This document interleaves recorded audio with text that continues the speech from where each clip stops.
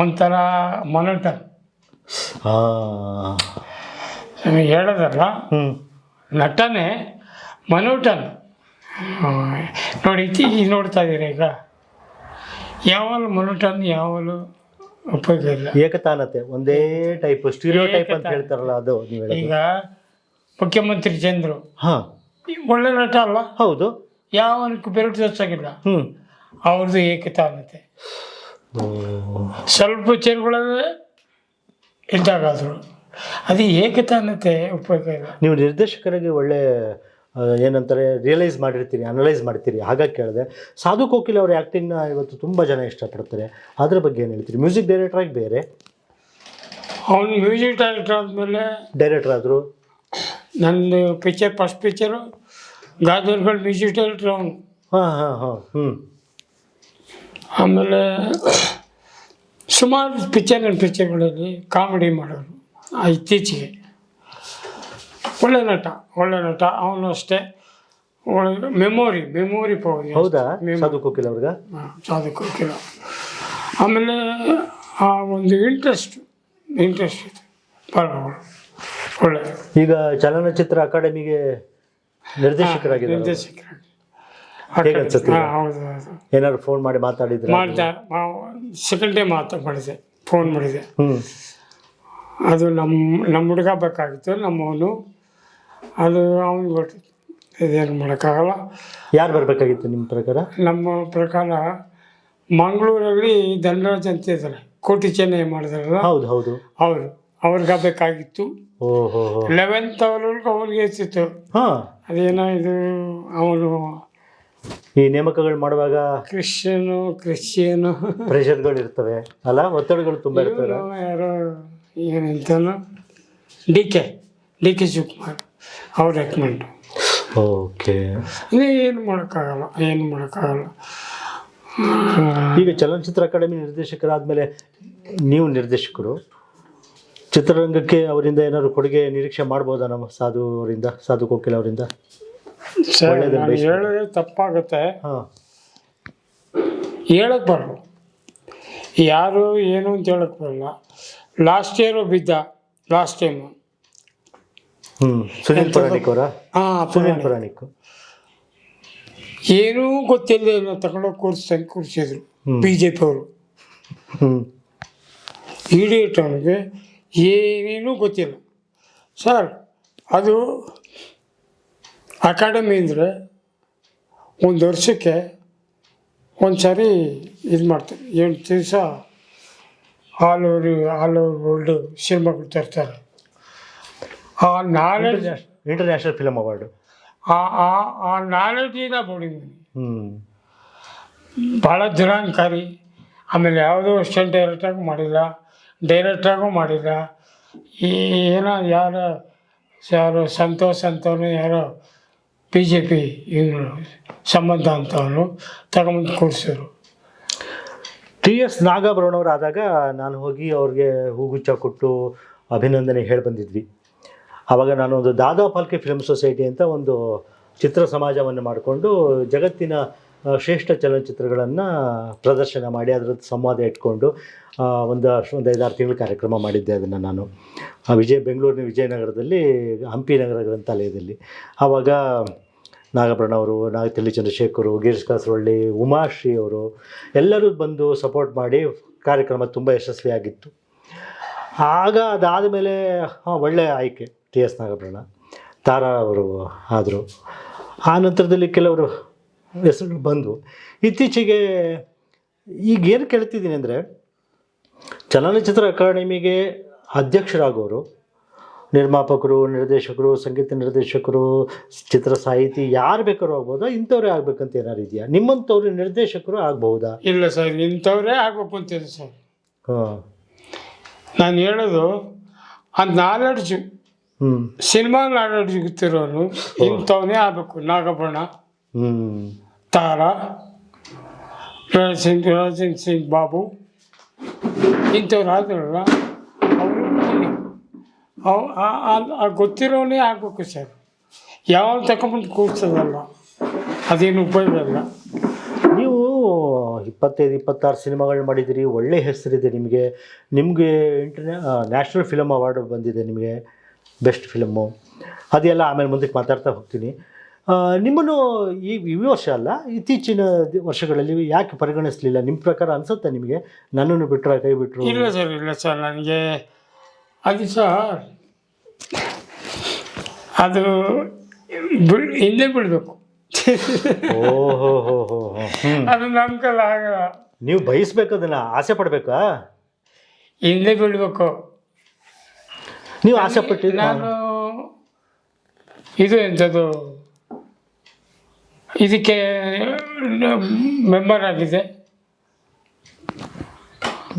ಮತ್ತು ಗೌರ್ಮೆಂಟ್ ಇದನ್ನು ಸಾಕಷ್ಟು ನಾನು ಮೆಂಬರ್ಗಳಾಗಿದೆ. ಅಲ್ಲೆಲ್ಲ ಗೌರವ ಕೊಡ್ತಾರೆ ಅಂಥವಕ್ಕೂ. ಓಕೆ, ಅವಾರ್ಡ್ ಕಮಿಟಿ ಅಲ್ಲಿಗಾಗಿದೆ, ಜೂರಿಗಳಾಗಿ. ಜೂರಿ. ಆಮೇಲೆ ಸಬ್ಸಿಡಿ ಕಮಿಟಿ ಚೇರ್ಮನ್ ಆಗಿದೆ. ಸಬ್ಸಿಡಿ ಕಮಿಟಿಗೆ ದುಡ್ಡು ಮಾಡ್ಕೊಂಡ್ರೆ ಚೆನ್ನಾಗಿ ಏನಾಗಿದೆ ಎಲ್ಲ ಹೇಳ್ತಾರೆ ಸರ್, ಎಲ್ಲ ಹೇಳ್ತಾರೆ. ನಾನು 10 ಪೈಸಾ ಕೊಟ್ಟಿಲ್ಲ ಸರ್. ನಿಮ್ಮ ಮನೆ ನೋಡಿದ್ರೆ ಗೊತ್ತಾಗುತ್ತೆ ಎಷ್ಟು ಮಾಡಿದ್ದೀರಾ. ಸಾದಾ ಸೀದಾ ಇದ್ದೀರಿ, ಸಾದಾ ಸೀದಾ ಮನೆ, ಚಿಕ್ಕದಾಗಿ ಹಾಗಾಗಿ ನನಗೆ ಇವರು ಬಲವಂತವಾಗಿ, ಯಾರು ಅಂದರೆ ಇವರು ವಸಂತ್ ಕುಮಾರ್ ಪಾಟೀಲ್, ಜೋಬು ತಿರ್ಬಿಟ್ಟು ಹೊಟ್ಟೋಗ್ಬಿಟ್ರು. 75,000 ರೂಪಾಯಿ. ವಾರೇ ವಾ. ಸಾಕು ಕೂತ್ಕೊಂಡು ಯಾಕಾಗೆ ಮಾಡಿದ್ದವರು? ನಾನು ತಗೊಳ್ಳೋ ಅಂತ ಗೊತ್ತು ಅವ್ರಿಗೆ. ಅವ್ರದ್ದು ಪಿಕ್ಚರು ಯಾವುದದು? ಗುಲಾಬಿ ಟಾಕೀಸ್ ಎಲ್ಲ ಮಾಡಿದ್ರ? ಅದೇ ಸಿನಿಮಾಗ? ಓಕೆ. ಇವಳು ಯಾರು? ಉಮೇಶ್. ನಮ್ಮ ಬೇಡ ಹುಟ್ಟೋಗ್ಬಿಟ್ರು ಕಾರ್ ಎತ್ಕೊಂಡು. ಅಯ್ಯೋ ಒಳ್ಳೆ ಗ್ರಾಚಾರ ಅಲ್ಲ. ಆಮೇಲೆ ಪುನಃ ಬೆಳಿಗ್ಗೆ ಹೋದೆ, ಅದೇ ದುಡ್ಡು ಇಟ್ಕೊಂಡು ಹೋದೆ. ಆನಂದರಾಜ್ ದಯವಿಟ್ಟು ಬರಬೇಡಿ, ಆಫೀಸಿಗೆ ಬರಬೇಡಿ, ನಿಮ್ಮ ಕಷ್ಟ ಏನು ಗೊತ್ತ್ರಿ, ಬರಬೇಡಿ ಸರ್. ನಾನು ಎಲ್ಲೂ ತಗೊಂಡಿಲ್ಲ ಸರ್. ಹಾಗೆ ನಾನು 2 ಸಾರಿ ಸಬ್ಸಿಡಿಗೆ ಆಗಿದ್ದೀನಿ ಸರ್ ಮೆಂಬರು. 2 ಸಾರಿ, ಒಂದು ಸಾರಿ ಚೇರ್ಮನ್ ಆಗಿದೆ, ಒಂದು ಸಾರಿ ಮೆಂಬರ್ ಆಗಿದೆ ಸರ್. ನಾನು ತಗೊಂಡಿಲ್ಲ ಸರ್ ಯಾರ ಹತ್ರನೂ. ನಾನೇ ತಗೊಳ್ಳಿ ದಯವಿಟ್ಟು. ನಿಮ್ಮ ಕಷ್ಟ ನಂಗೆ ಗೊತ್ತು, ಭಾಳ ಪ್ರಾಮಾಣಿಕ ವ್ಯಕ್ತಿ ಪಾಪ. ಅವರೊಬ್ಬರನ್ನು ಬಲವಂತವಾಗಿ ಲಂಚ ಕೊಟ್ಬಿಟ್ರು. ವಸಂತ್ ಕುಮಾರ್ ಪಾಟೀಲ್ ಒಂದು ಕಾಲದಲ್ಲಿ ನಟನಾಗಿ, ನಾಯಕ ನಟನಾಗಿ ಚಿತ್ರರಂಗಕ್ಕೆ ಬಂದವರು. ಆ ಸಿನಿಮಾಗಳು ನೋಡಿದ್ವಿ ನಾವು. ಅದಾದ್ಮೇಲೆ ಒಳ್ಳೆ ಪ್ರೊಡ್ಯೂಸರ್ ಆದರು, ಕಲಾತ್ಮಕ ಚಿತ್ರಗಳನ್ನೇ ತೊಗೊಂಡು ಬಂದ್ರಲ್ವಾ? ಎಲ್ಲ ಅವಾರ್ಡ್ ಫಿಲ್ಮ್ ಮಾಡ್ತಾಯಿದ್ರು. ಯಾಕದು ಅವ್ರಿಗೆ ಆ ಕಡೆ ಒಲವು ಬಂತು? ನಿಮ್ಗೆ ಅವ್ರಿಗೂ ಒಡನಾಟ ಏನು ಅಷ್ಟೇನಾ? ಅಷ್ಟೇ. ನಾನು ಏನಂತ ಗೊತ್ತಾ ಅವ್ರಿಗೆ, ಅದು ಯಾಕೆ ಕೊಟ್ಟರು ಅಂತ ನನಗೆ. ಗುಲಾಬಿ ಟಾಕಿ ಸೆಪ್ರೇಟ್ ಆಗಿ ಕೊಡ್ತೆ ಇದು ಬರುತ್ತೆ ಅಂತ ನನಗೆ ಗೊತ್ತು. ಅದು ಯಾಕೆ ಕೊಟ್ಟರು ಗೊತ್ತಿಲ್ಲ. ಯಾಕೆ ಕೊಡ್ತಾ ಇದ್ದೀರ ಅಂದರೆ, ಲಂಚನ ಏನಿದು? ನಾನು ಯಾಕೆ ಕೊಟ್ರಿ ಸರ್? ನಾನು ಸಿಟ್ಟೆ ಕೇಳಿದೆ. ನಾನು ಖುಷಿ ಕೊಟ್ಟೆ. ಏನು ಸರ್ ಇದು ಖುಷಿ ಅಂತ ನಮಗೆ ಸಹಿಸ್ಕೊಳ್ಳೋಕ್ಕಾಗಲ್ಲ ಸರ್. ನನಗೆ ಏನಿದ್ರು ಅದು ಆಯ್ತು. ನಾನು ಅದ್ರ ಪ್ರದರ್ಶನ ಮಾಡಿಸಿದ್ದೆ, ಅದನ್ನು ಗುಲಾಬಿ ಟಾಕೀಸ್ದು. ಅವ್ರ ಹತ್ರನೇ ರೀಲ್ ತೊಗೊಂಡ್ಬಂದು, CD ತೊಗೊಂಡ್ಬಂದು, ಹೇಳಿದ್ನಲ್ಲ ದಾದಾ ಫಾಲ್ಕೆ ಫಿಲ್ಮ್ ಸೊಸೈಟಿ ಮಾಡಿದಾಗ ಆ ಸಿನಿಮಾದ ಪ್ರದರ್ಶನ ಮಾಡಿಸಿದ್ದು ಸಂವಾದ ಎಲ್ಲ ಇಟ್ಕೊಂಡಿದ್ದೆ ನಾನು. ಅದಕ್ಕೆ ನಿಮಗೆ ಹೇಳಿದೆ ನಾನು ಏನಂತ. ವಿಷ್ಣುವರ್ಧನ್ ಅವರ ಬಗ್ಗೆ ಕೇಳೋದಿತ್ತು. ಕಾಕಿ ಸಿನಿಮಾ ಅವರ ತುಂಬ ಮಹತ್ವಾಕಾಂಕ್ಷೆಯ ಸಿನಿಮಾ ಅದು, ಹಿಂದಿ ಮತ್ತು ಕನ್ನಡದಲ್ಲಿ. ನಿರ್ಮಾಪಕರೂ ಆಗಿದ್ದರು ಅದಕ್ಕೆ. ತುಂಬ ನಿರೀಕ್ಷೆಯ ಸಿನಿಮಾ ಅದು, ನಾವು ನೋಡಿದ್ವಿ. ನೀವು ಅದಕ್ಕೆ ಅಸಿಸ್ಟೆಂಟು ಅದಾಗಿ ಕೆಲಸ ಮಾಡಿದ್ರಿ. ಏನು ಆ ಸಿನಿಮಾ ಹೇಗೆ ವೈಫಲ್ಯನ ಸಕ್ಸಸ್ ಆಯ್ತಾ? ಅದು ಸರ್ ಪಿಕ್ಚರು ಪ್ರೊಡ್ಯೂಸರ್ ಡೈರೆಕ್ಟರ್ ಬಂದು ರಾಮ್ಸೆ ಅಂತ ಹಿಂದಿಯವರು. ನಮಗೆ ತೆಗೆಯೋಕೆ ಗೊತ್ತಿತ್ತು. ಭಾಸ್ಕರ್ ಅಂದ್ಬಿಟ್ಟು ಅಸೋಸಿಯೇಟ್ ಡೈರೆಕ್ಟ್ರು, ನಾನು ಅಸಿಸ್ಟೆಂಟು. ಇದೆಲ್ಲೋ ಹೊಡಿತಾ ಇದೆ ಅಂತ. ಬಟ್ ದೊಡ್ಡ ಆರ್ಟಿಸ್ಟ್ ಇದ್ದರು. ಅಕ್ಷಯ್ ಕುಮಾರು, ಪಂಕಜ್ ಜೀರು, ದೊಡ್ಡ ದೊಡ್ಡ ಆರ್ಟಿಸ್ಟ್ ಇದ್ದರು, ಏನು ಆಡ್ಕೊಂಡು ಹೋಗುತ್ತೆ ಅಂದ್ಬಿಟ್ಟು ಮಾಡಿದ್ರು. ವಿಷ್ಣುವರ್ಧನು ಆ ಡೈರೆಕ್ಟ್ರ್ ಕೊಳ್ತಿರಲಿಲ್ಲ ಯಾವಾಗಲೂ, ಅದ ಕಾರಣಕ್ಕೂ ಕ್ರಾಸ್ ಕ್ವಶನ್ ಮಾಡ್ತಿರಲಿಲ್ಲ. ಅವ್ರು ಏನು ತೆಗಲಿ ಸುಮ್ಮನೆ ಇರೋ, ಮಾತಾಡಬೇಡಿ ನೀವು ಅಂತ ಬೈಯೋರು ನಮ್ಮಲ್ಲಿ. ಓಹೋ, ಅಷ್ಟು ಗೌರವ. ಸರಿ ಹೋಯ್ತು, ಪಿಕ್ಚರ್ ಆಯಿತು. ಪಿಕ್ಚರ್ ಫ್ಲಾಪ್ ಆಯಿತು, ಹಿಂದಿನೂ ಕನ್ನಡನೂ ಫ್ಲಾಪ್ ಆಯಿತು. ಒಂದು ಸಾಕ್ಸ್ ಫ್ಯಾಕ್ಟ್ರಿ ಇತ್ತು ವಿಷ್ಣು ಸಾರ್ದು, ಅದು ಮಾಡ್ಕೊಂಬಿಟ್ರು. ಅಷ್ಟು ಕಷ್ಟ ಆಯ್ತು, ಭಾಳ ಬೇಜಾರಾಗ್ಬಿಡ್ತು, ಭಾಳ ಬೇಜಾರು, ನನಗೂ ಬೇಜಾರಾಗ್ಬಿಡ್ತು. ಒಳ್ಳೆ ಯಾಕೆ ಆಯ್ತು, ಆ ಪ್ರೊಡಕ್ಷನ್ ಮಾಡಿದ್ರೆ ಒಳ್ಳೆ ಪಿಕ್ಚರ್ ಮಾಡೋದಿತ್ತು. ಅದೇನದು ಆಗಾಯ್ತು ಅಂದ್ಬಿಟ್ಟು ಬೇಜಾರು ನಾವು ಸುಮಾರು. ಹಾಗೆ ಪಾಪ ಅವ್ರು ಏನಕ್ಕೆ ಮನಸ್ಸು ಮಾಡಿದ್ರು, ಇದ್ದಕ್ಕಿದ್ದಾಗೆ ಒಳ್ಳೆ ಆ್ಯಕ್ಟ್ ಮಾಡ್ಕೊಂಡು ಹೋಗ್ತಿದ್ರು, ಕನ್ನಡದ ಭರವಸೆಯ ಪ್ರತಿಭಾವಂತ ನಟ ಸರ್. ಅದು ಬೇಕಿತ್ತ, ಏನಾಗಿತ್ತಂದರೆ ನಾನು ಏನೋ ಮಾಡಬೇಕು ಅನ್ನೋ ಒಂದು ಹಂಬಲ ಇದೆಯಲ್ಲ. ಮಾಡೋದು ತಪ್ಪಲ್ಲ, ಮಾಡೋದು ಖಂಡಿತ ತಪ್ಪಲ್ಲ, ಬಟ್ ರಾಂಗ್ ಪ್ರೊಡಕ್ಷನ್, ಕತೆ ರಾಂಗು, ಆಮೇಲೆ ಡೈರೆಕ್ಟ್ರ್ ಬೆಸ್ಟ್ ರಾಂಗು. ಹಾಗಾಗಿ ಆ ಹಿಂದಿಯವರು ಏನೋ ಇವರು ಮೇಲಿಟ್ಬಿಟ್ರು ಇವ್ರನ್ನ. ಅವರು ತಿಳಿದನೋ ಇಲ್ಲೇ ಮಾಡಿದರೆ ಎಷ್ಟು ಪಿಕ್ಚರ್, ಎಷ್ಟು ಕತೆಗಳಿತ್ತು, ನಾವು ಹೇಳೋಕೆ ಹೋದ್ರೆ ಬರೆಯೋಕೆ ಬಿಡೋರು. ಸರಿ ಸುಮ್ಮನೆ ಆಗ್ಬಿಟ್ರಿ ನಾವು. Picture flop sir. Picture flop. Vishnuvardhan ಅವರು ನಟ ನಾಯಕನಾಗಿ ಅದು ಹೇಗೆ ಮುಂದಕ್ಕೆ ಬಂತು? ಅವ್ರ ಜೊತೆ ಅಕ್ಷಯ್ ಕುಮಾರ್ ಇದ್ದರು.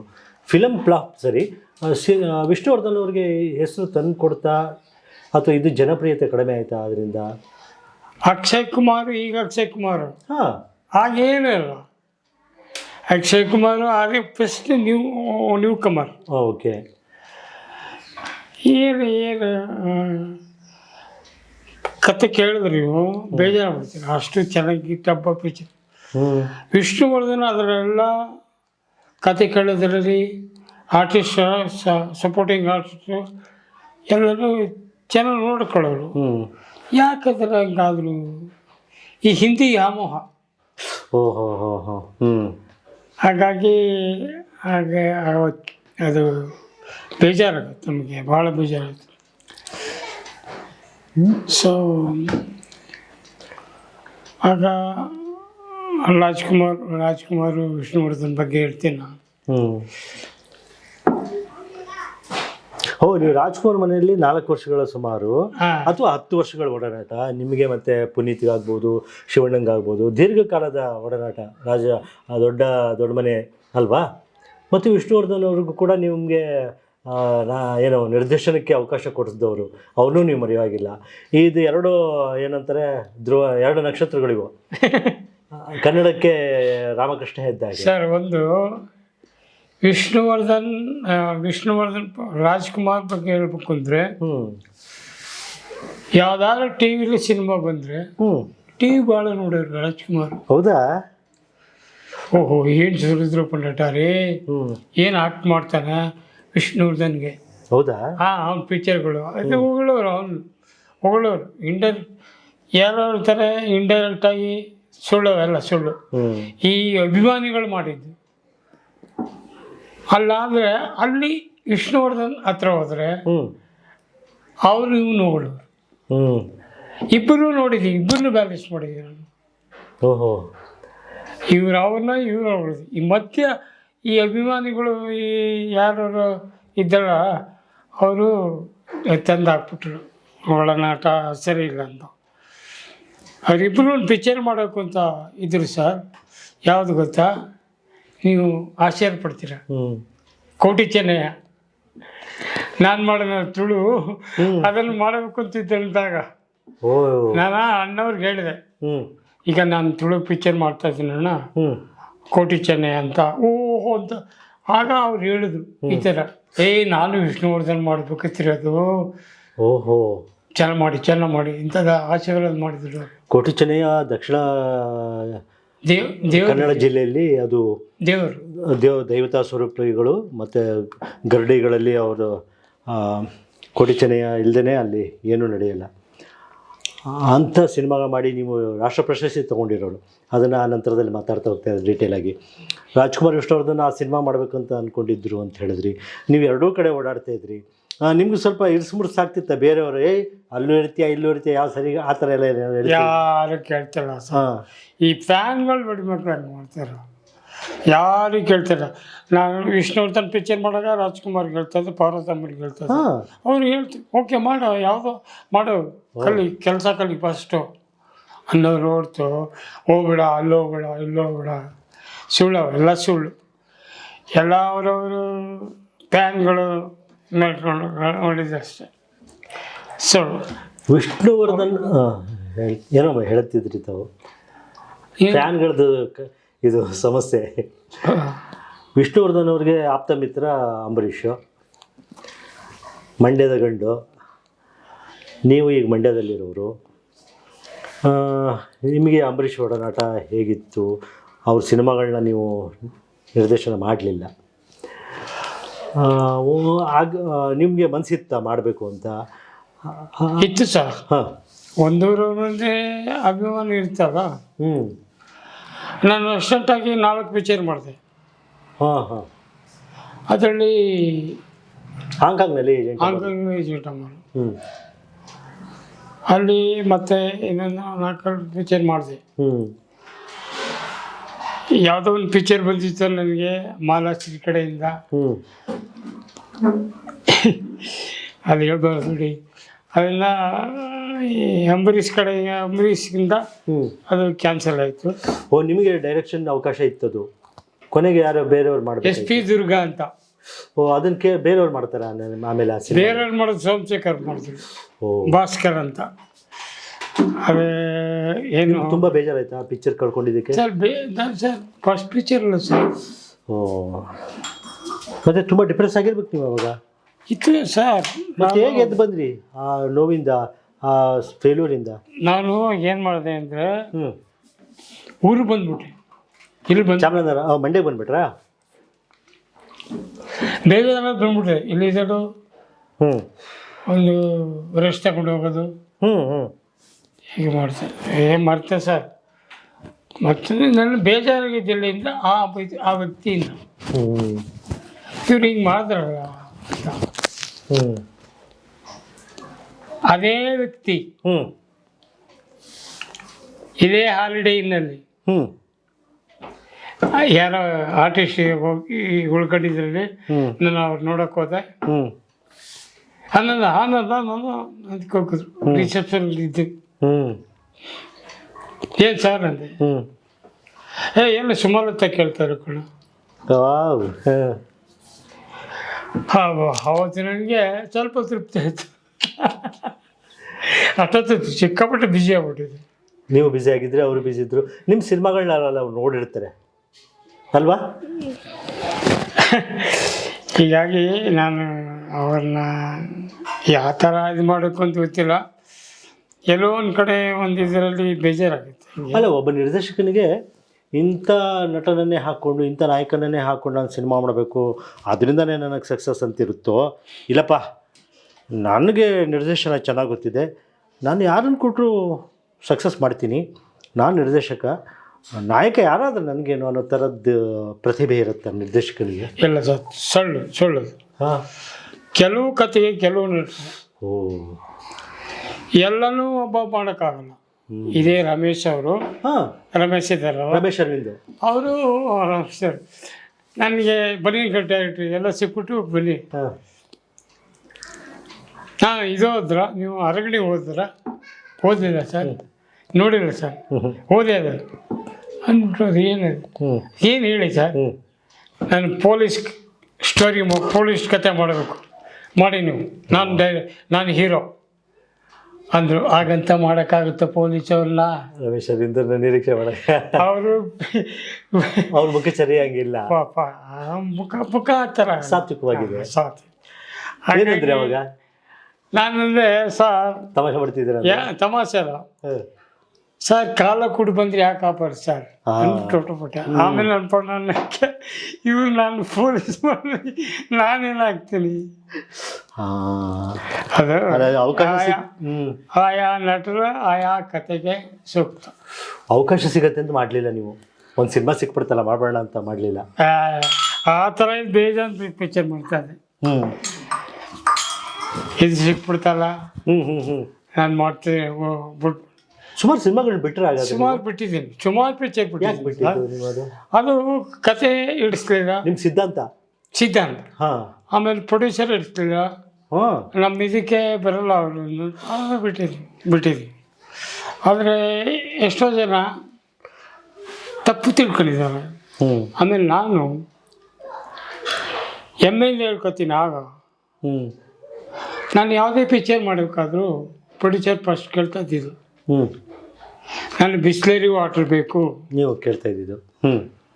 ಆಗ ಬಿಸ್ಲರಿ ವಾಟರ್ ಕುಡಿಯೋಕ್ಕೆ ಅಂದರೆ ಭಾಳ ನಿಮಗೆ ಅದಕ್ಕೆ ಬಿಸ್ಲರಿ ವಾಟರ್ ಬೇಕಿತ್ತು. ಅದ್ರ ಮೇಲೆ ನಿಮಗೆ ನೀರು ಹಾಕ್ತಿರ್ಲಿಲ್ಲ, ಗಂಟ್ಲು ಇದಾಗ್ಬಿಡೋದು. ಆರೋಗ್ಯದ ದೃಷ್ಟಿಯಿಂದ ಕೇಳಿದ್ದು. ಕೇಳಿದ್ರು ಅದನ್ನು ಬಿಸ್ಲರಿ ವಾಟರ್ ಡೈರೆಕ್ಟ್ರಪ್ಪ, ಬಿಸ್ಲರಿ ವಾಟರ್